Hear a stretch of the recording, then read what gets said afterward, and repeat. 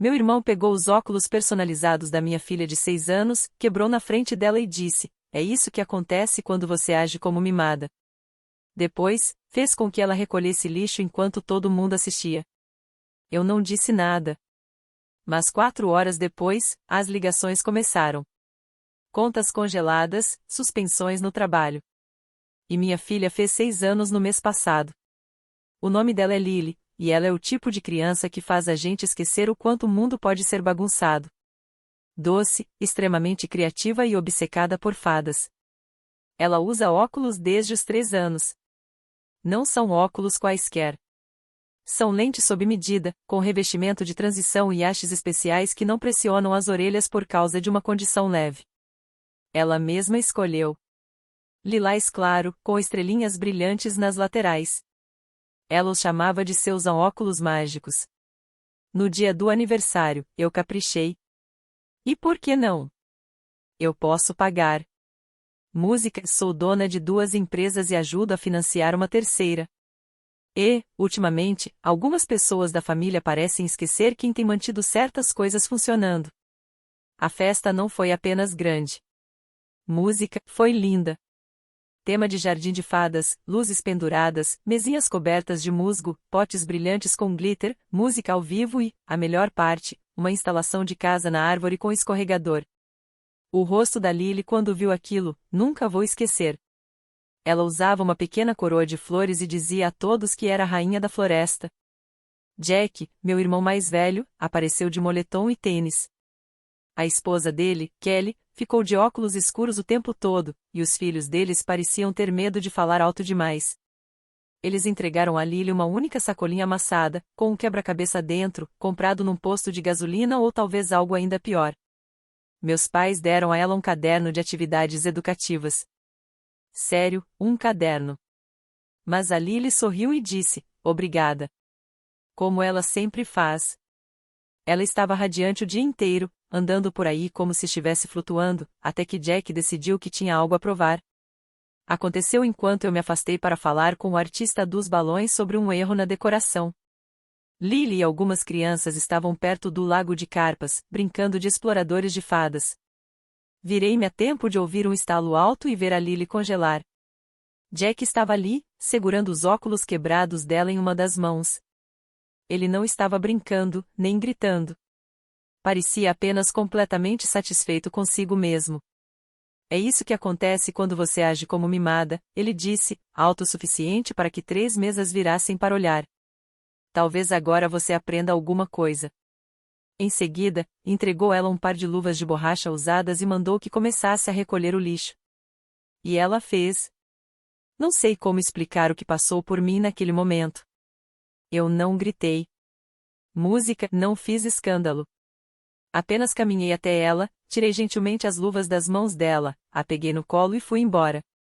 O silêncio do resto da família disse tudo. Música, ninguém se mexeu. Meus pais não disseram uma palavra.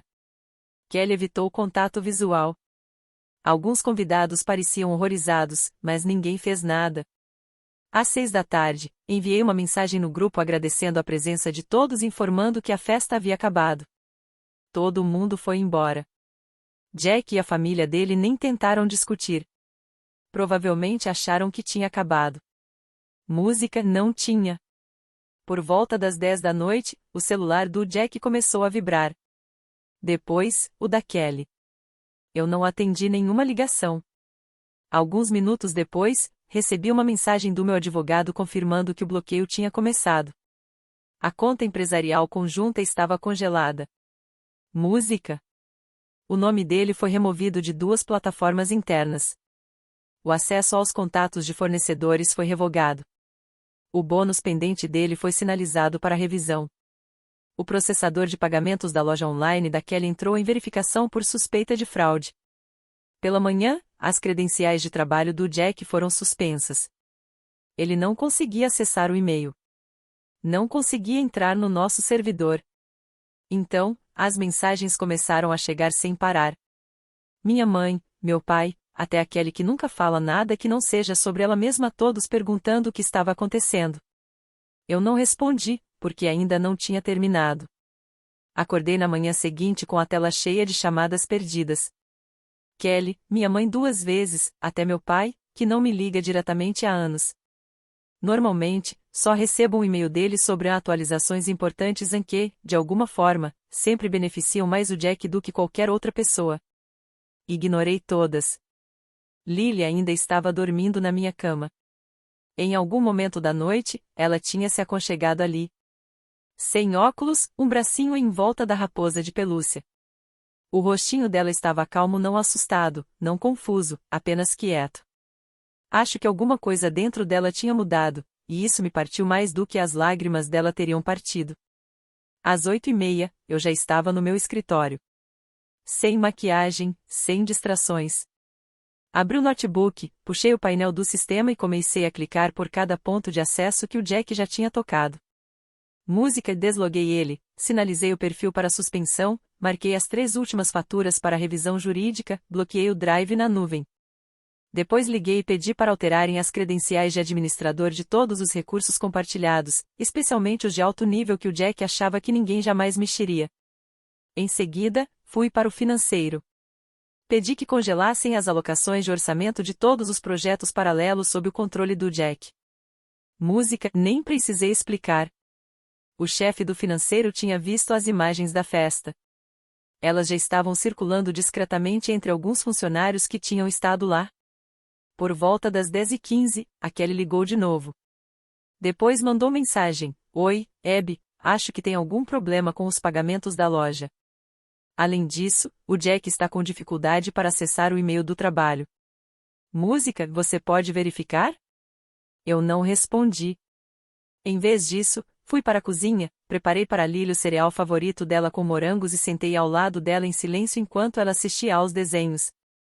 Ela ainda não tinha mencionado os óculos. Só ficava tocando o lugar atrás da orelha onde as hastes costumavam ficar. Ao meio-dia, meu celular voltou a explodir de notificações. Pelo visto, o Jack tinha aparecido no escritório. O crachá não funcionou. O laptop tinha se bloqueado sozinho. Ele tentou passar o crachá de novo e foi automaticamente sinalizado para revisão de segurança. A equipe de segurança o acompanhou até a saída. Eu recebi um alerta sobre isso. Música, não sorri. Apenas encarei a notificação por um instante e depois a apaguei. Às 2h, a Kelly apareceu na minha casa. Chegou à porta como se nada tivesse acontecido, segurando uma bandeja de muffins com um lacinho em cima. Lily atendeu antes que eu pudesse chegar. A Kelly se abaixou e disse algo que eu não consegui ouvir. Mas a Lily apenas virou as costas e foi embora. Kelly ficou visivelmente constrangida e me disse que o Jack não quis dizer aquilo daquela forma, que ele só estava tentando dar uma lição e acabou se excedendo. Eu respondi que os pagamentos da loja não voltariam a funcionar até eu decidir que podia confiar neles novamente. Em seguida, fechei a porta. No dia seguinte, pedi ao RH que fizesse uma revisão discreta da equipe do Jack. Não esperava o que voltou. Já havia 2 reclamações formais na fila. Uma de um estagiário que disse que o Jack gritou com ele por fazer uma pergunta durante uma apresentação para um cliente. Outra de um fornecedor que afirmou que o Jack tentou forçar uma redução de preços mentindo sobre cortes internos de orçamento, algo para o qual ele não tinha autoridade. Havia capturas de tela, e-mails, até uma mensagem de voz. No começo da noite, meu pai me mandou uma mensagem. Música, podemos conversar? Isso foi longe demais. Eu respondi, não foi. Depois disso, silêncio por 2 dias. Música. No terceiro dia, o Jack me enviou um e-mail. Assunto: pedido de desculpas. O corpo da mensagem tinha exatamente 6 palavras, eu não deveria ter quebrado os óculos dela. Sem cumprimento, sem assinatura, sem um pedido de desculpas de verdade, apenas uma constatação. Ainda assim, foi a primeira vez que ele admitiu estar errado. Pensei nisso o dia inteiro. Na manhã seguinte, minha mãe apareceu no portão com uma pequena caixa branca nas mãos. Dentro havia um novo par de óculos lilás, quase idêntico aos que o Jack tinha quebrado ao meio. Ela disse que dirigiu 2 horas para encontrá-los. Não pediu desculpas, mas eu não precisava disso. Ainda não. Música. Mais tarde naquela semana, encontrei um bilhete do meu pai na caixa de correio, escrito à mão, algo que ele não fazia há anos. Ele disse que sentia muito por não ter interferido na festa, que ficou paralisado, que percebeu que tinham deixado Jack passar dos limites por tempo demais. Disse que entenderia se eu não os perdoasse de imediato. Depois disso, o Jack apareceu. Não tentou entrar. Apenas ficou no portão e perguntou se podia dizer alguma coisa a Lily. Eu respondi, não hoje. Talvez. Música, talvez nunca. Ele assentiu com a cabeça e foi embora. Depois disso, as coisas começaram a mudar. Kelly mandou para Lily uma pulseira de berloques com um cartão que dizia: toda menina merece se sentir mágica. Jack parou de tentar voltar aos sistemas. Meus pais ligavam apenas para saber como a Lily estava, não para defender ninguém. Por um momento, pareceu que estavam começando a entender. Não era perdão. Ainda não. Mas eles estavam aprendendo. As semanas seguintes foram silenciosas de um jeito que não parecia paz. Parecia encenação. Jack não ligou. Kelly parou de mandar mensagens. Meus pais, de repente, lembraram como ser educados. Cada mensagem era cuidadosa, neutra, quase ensaiada. No trabalho, a diferença foi imediata. As reuniões passaram a terminar no horário. As pessoas falavam sem esperar permissão. Uma gerente me disse que tinha até esquecido como era se sentir ouvida. Jack sempre se vendeu como essencial, mas a verdade apareceu rápido assim que ele saiu. A produtividade aumentou. As reclamações desapareceram. Lily se adaptou mais rápido do que eu esperava. Ela usava os novos óculos com orgulho e os chamava de seus óculos de batalha, como se tivessem sobrevivido a algo importante. Ela não perguntou sobre o Jack nenhuma vez, mas eu notei que ela parou de acenar primeiro para as pessoas. Agora, ela esperava. Alguns pais da festa entraram em contato. Mensagens discretas. Uma mãe me contou que o filho perguntou se adultos podem castigar crianças só porque elas têm coisas bonitas. Outra disse que gostaria de ter interferido, mas travou. Eu não respondi à maioria. Não estava com raiva deles. Eu só estava cansada. Cerca de 3 semanas depois, a Kelly ligou. Perguntou se podia passar para deixar o cartão de aniversário da Lily, aquele que eles tinham esquecido de entregar. Quase disse não.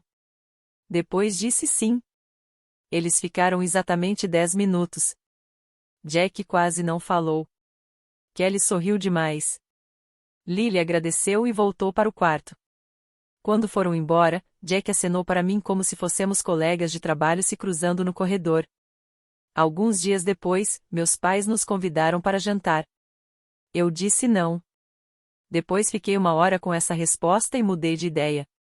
Não porque sentisse saudade, mas porque queria ver se eles realmente eram diferentes quando a Lily estava na sala. Eles eram. Minha mãe elogiou o desenho da Lily sem corrigir as cores. Meu pai ouviu enquanto a Lily explicava sua vila de fadas em detalhes exaustivos. Jack não interrompeu, não fez piada, não mexeu no celular. Kelly ficava redirecionando a conversa sempre que ela se aproximava demais de dinheiro. Em certo momento, Kelly me puxou de lado e disse que deveria ter falado alguma coisa na festa, que não percebeu o quão ruim tinha sido até depois, que o Jack estava sob pressão, que ela não estava dando desculpas, apenas explicando. Eu não discuti. Também não a perdoei. Apenas ouvi. Depois daquela noite, pequenas coisas começaram a acontecer.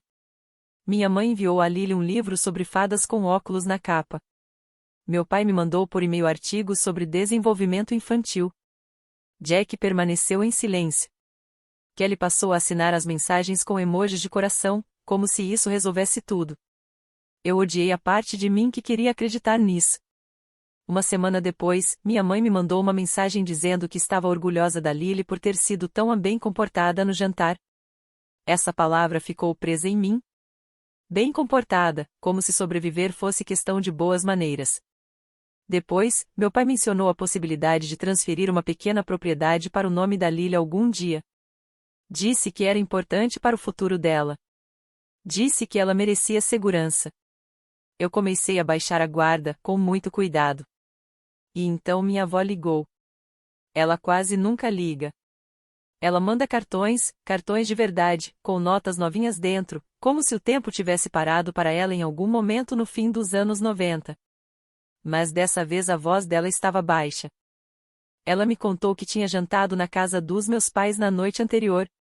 Disse que foi ao banheiro enquanto eles estavam arrumando a cozinha. Quando voltou, ouviu vozes vindo de lá. Não teve a intenção de escutar, mas escutou. Disse que o Jack estava rindo. Que a Kelly entrou na risada. Que meus pais também estavam ali. Falavam sobre como eu tinha exagerado.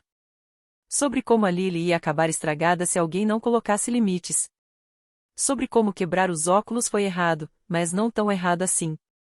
Ela disse que o Jack brincou que, pelo menos agora, a Lily tinha aprendido que o mundo não se curva para crianças ricas. Minha avó me contou que ficou parada ali, segurando a mesinha do corredor porque as pernas ficaram fracas. Disse que ninguém percebeu a presença dela até que ela pigarreou. A sala ficou em silêncio. Depois disso, ela foi embora mais cedo. Quando terminou de me contar tudo, ela me fez uma única pergunta: eu ainda achava que eles tinham mudado? Eu não respondi na hora, mas algo dentro de mim se fechou.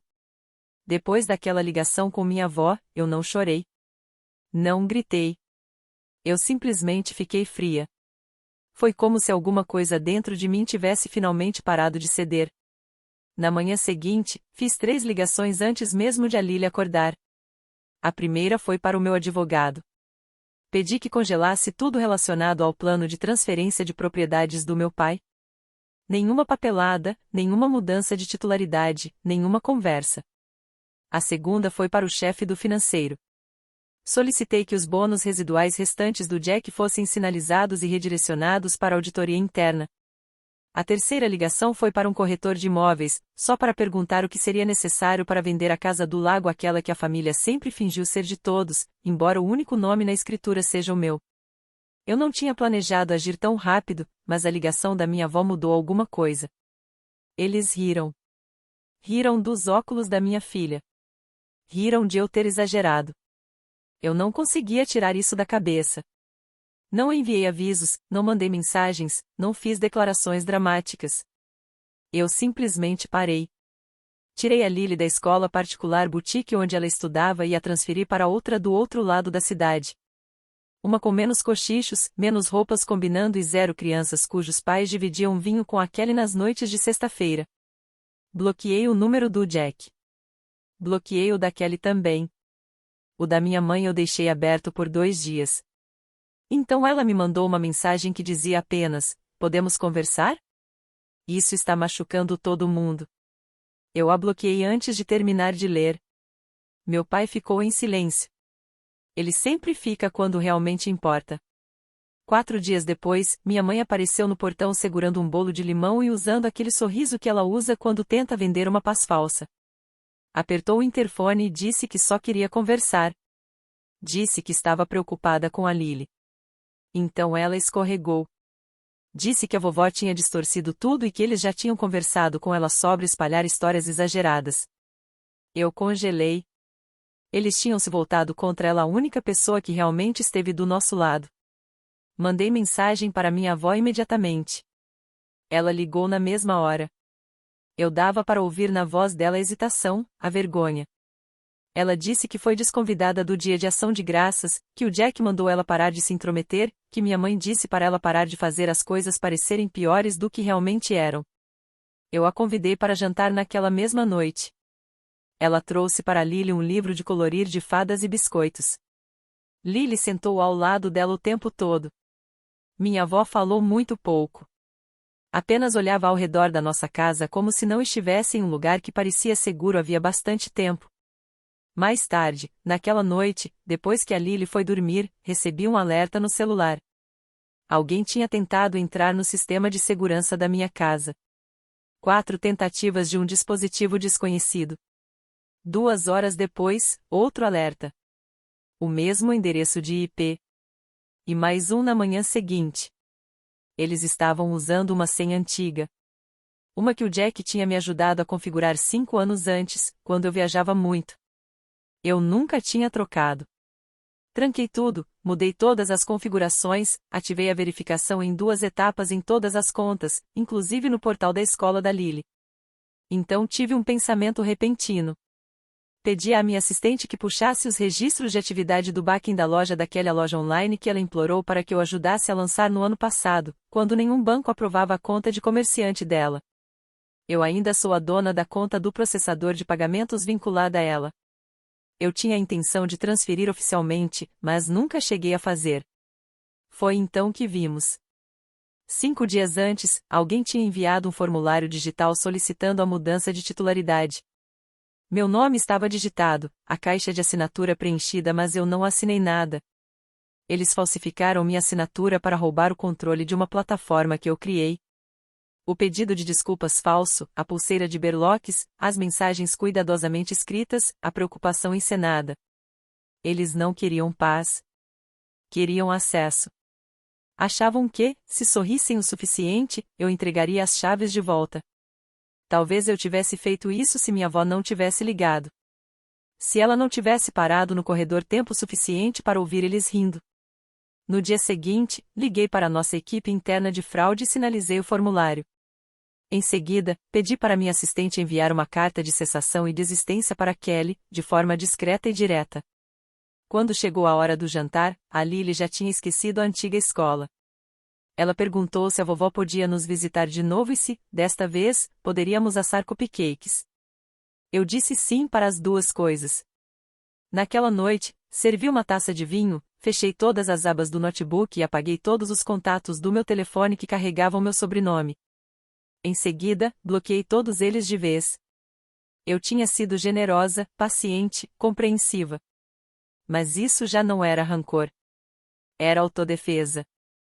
O silêncio foi enganoso. Por quase 2 semanas, pareceu que as coisas tinham se acomodado. Não resolvidas, apenas quietas como uma casa depois de uma discussão que nunca termina de verdade. Você ainda anda por ela, mas nada parece igual. Lily estava se adaptando. A nova escola dela não era sofisticada, mas tinha um jardim de verdade, uma professora de artes meio estranha que deixava as crianças pintarem de cabeça para baixo e uma árvore de leitura dentro da biblioteca. Lily voltou a chegar em casa sorrindo. Não havia comentários sussurrados sobre a mochila dela. Nenhuma pergunta sobre a marca da lancheira. Eram apenas crianças sendo crianças. Eu também estava me ajustando. Dormia mais. Minha assistente comentou que eu soava diferente nas ligações. Mais leve. Eu não ficava mais esperando a próxima emboscada emocional. Não procurei ninguém da minha família. Não tinha mais nada a dizer. Então minha avó ligou. Perguntou se eu podia levá-la até a casa dos meus pais para buscar um suéter que tinha esquecido semanas antes. Disse que eles finalmente tinham respondido às mensagens dela. Disse que só queria pegar a peça e ir embora. Eu não queria ir. De verdade, não queria. Mas ela parecia cansada ultimamente, como se estivesse carregando mais do que deixava transparecer. Então eu disse que tudo bem. Chegamos à casa. Ela entrou. Eu fiquei no carro. 5 minutos se passaram. Depois de sair do carro, irritada, mas não surpresa. Não esperava encontrar a porta destrancada. Entrei e ouvi vozes vindas do fundo da casa. Não eram vozes de briga. Eram vozes calmas, de conspiração. Parei no corredor, logo atrás da parede da cozinha. Jack estava lá, rindo. Kelly também. Minha mãe, meu pai, todos eles. Eles não estavam apenas fofocando. Estavam planejando. Jack falava sobre um ex-investidor com quem eu tinha rompido contato anos atrás, alguém com quem ele queria falar, talvez reacender um drama antigo. Kelly comentou algo sobre capturas de tela de e-mails que eu tinha enviado durante a gravidez, coisas que poderiam ser enquadradas de determinada maneira. Minha mãe balançava a cabeça, dizendo como era triste eu ter cortado contato com eles e que talvez isso chamasse minha atenção. Meu pai perguntou se alguém já tinha falado com o advogado sobre o fundo. O fundo. Aquele que eu criei para Lily, aquele ao qual só eu tinha acesso. Foi aí que eu recuei completamente, em silêncio. Nem esperei pela minha avó. Mandei uma mensagem pedindo para ela me encontrar do lado de fora. Quando ela entrou no carro, olhou para mim e não fez nenhuma pergunta. Acho que ela viu no meu rosto. Naquela noite, abri um drive privado que eu mantinha há anos. Dentro havia comprovantes, e-mails, capturas de tela, datas, horários, transferências. Abri um arquivo que não tocava havia muito tempo. Um chamado contribuições familiares. Ele listava cada favor financeiro que eu já tinha feito para eles. Empréstimos que eu sabia que nunca seriam pagos, abertura de negócios, resgates de emergência, ajuda com mensalidades, pagamentos de cartão de crédito, depósitos de aluguel, cartões presente nunca usados, passagens de fim de ano, cobertura de contas médicas. Cada número cuidadosamente documentado, até o último centavo. $417.983,21. Fiquei olhando para aquele número por um longo tempo. Não por raiva, mas por incredulidade. Eles me chamavam de mimada, diziam que eu exagerava, enquanto viviam às minhas custas como parasitas, sorrindo enquanto drenavam a conta. E agora tentavam distorcer tudo, me transformar na vilã. Na manhã seguinte, me reuni com minha equipe financeira. Reforcei o fundo da Lily com múltiplas camadas de segurança. Estabeleci limites de acesso em todas as plataformas compartilhadas, transferi para o meu nome exclusivo qualquer ativo digital que fosse de copropriedade. Liguei para a empresa que ajudou a lançar a boutique da Kelly e pedi que a removesse oficialmente de qualquer licenciamento que eu tivesse coberto. Ela receberia um aviso de encerramento até o fim da semana. Depois liguei para meu advogado e disse que queria um corte limpo não apenas emocional, mas financeiro. Nada mais de ativos compartilhados, nada mais de acesso, nada. Naquela noite, Lily e eu fizemos cupcakes. Não mencionei o dia. Não expliquei as ligações. Apenas deixei que ela jogasse confeitos como se nada estivesse errado. Então, às 22h42, um papel foi deslizado por baixo da minha porta. Sem selo, sem envelope. Apenas uma folha dobrada. A letra era da Kelly. Não era um pedido de desculpas de verdade. Era outra coisa. Ela dizia que lamentava ter subestimado até onde eu iria e que nunca imaginou que eu seria a pessoa a cortar o cordão. Dizia que o Jack estava se descontrolando, que minha mãe estava de coração partido, que eles estavam tentando entender onde tudo deu errado. E, no final, escreveu: "Espero que você se lembre de que família ainda é família." Li 2 vezes, dobrei o papel de novo e o coloquei numa gaveta junto com as outras cartas. Nunca vou responder. Porque eles estavam certos em uma coisa: eu mudei. Eles só nunca imaginaram que eu permaneceria assim. Depois daquela carta, eu esperei. Nem sei exatamente o que. Talvez uma última tentativa de forçar um desfecho ou um colapso mais barulhento. Mas nada veio. Nenhuma batida na porta, nenhuma mensagem. Apenas nada. O silêncio desta vez era pesado. Não como antes. Isso não era paz. Era o que vem depois. Cortei meu irmão, meus pais e minha ligação com aquele lado da família completamente. Bloqueei o acesso deles a tudo social, financeiro, legal, emocional. E, ainda assim, por um tempo, me peguei olhando por cima do ombro, imaginando o que estariam dizendo agora que sabiam que eu tinha encerrado de vez. E a verdade é que isso me afetou. Não pela culpa, não pelo medo, mas pelo cansaço. Eu não queria ter que continuar me defendendo por proteger minha filha. Não queria precisar explicar o tempo todo porque respeito não é opcional. Porque quebrar os óculos de uma criança de 6 anos e fazê-la recolher lixo na frente dos amigos não é uma lição de vida. É crueldade. Algumas noites, eu não conseguia dormir. Repassava tudo na cabeça: a festa, o silêncio, o interfone tocando, as conversas atrás de paredes que eu não deveria ter ouvido. Comecei a recusar convites, pular ligações, ignorar e-mails de pessoas que costumavam ser amigas da família inteira. Eu já não sabia em quem confiar. Não sabia quem ainda acreditava neles. Lily percebeu: crianças sempre percebem. Ela começou a fazer menos perguntas sobre eles. Passou a dizer coisas como: "Tudo bem. A gente já tem gente suficiente agora", quando assávamos biscoitos e fazíamos só 13 em vez de 12. Ela não chorou. Mas, uma noite, perguntou se tinha feito alguma coisa errada. Aquilo me quebrou. Abracei ela por um tempo que pareceu horas. Disse que o único erro tinha sido meu, por ter esperado tanto para escolhê-la acima de todo mundo. Alguns dias depois, ela chegou em casa com um desenho. Era só nós duas em cima de uma colina pequena, sob um arco-íris. Sem multidão, sem avós. Só nós, uma raposa e óculos. Ela me entregou e disse: é assim que a casa é agora. E algo dentro de mim finalmente se acalmou. Nem tudo se curou. Não vou fingir que sim. Ainda acordo alguns dias com raiva. Ainda penso no dinheiro que dei, na lealdade que desperdicei. Ainda me embrulha o estômago quando lembro deles rindo pelas minhas costas enquanto planejavam como me usar de novo. Mas parei de me culpar por amar pessoas que não sabiam amar de volta.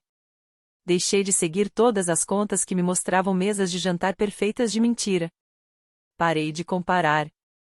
Em vez disso, comecei a construir algo diferente, não maior, não mais chamativo, apenas verdadeiro. Passamos a fazer pequenas viagens de fim de semana, lugares onde ninguém conhecia nossos nomes, cidades pequenas com livrarias e trilhas cheias de lama. Lily usava a coroa de fadas no meio dos restaurantes. E eu não mandava tirar. Voltei a dormir. Não a noite inteira, nem sempre, mas o suficiente. E quando aquele aperto vinha a culpa, a tristeza, a dúvida, eu abria o desenho da Lily. Porque ela estava certa. Isso era Lar agora. Não era perfeito, mas era seguro, silencioso e nosso. E isso bastava.